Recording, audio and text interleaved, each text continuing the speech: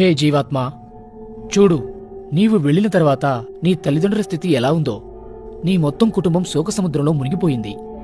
అందుకే నీవు మళ్లీ ఈ శరీరాన్ని ధరించు.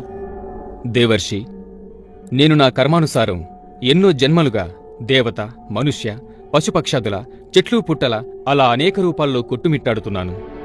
వీరిద్దరూ ఏ జన్మ నుండి నాకు తల్లిదండ్రులయ్యారో నాకు తెలీదు.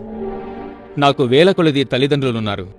మరి అలాంటప్పుడు వీళ్ళిద్దరినే నేను నా తల్లిదండ్రులుగా ఎలా భావించాలి? ఇక సత్యమేమిటంటే, నాకు తల్లిదండ్రులు లేనేలేరు.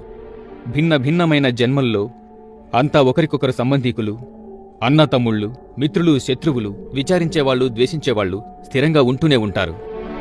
బంగారం, వెండి వంటివి కొనుక్కునే, అమ్ముకునే వస్తువులు కూడా ఒక వ్యాపారి నుండి మరో వ్యాపారి దగ్గరికి మారుతూనే ఉంటాయి.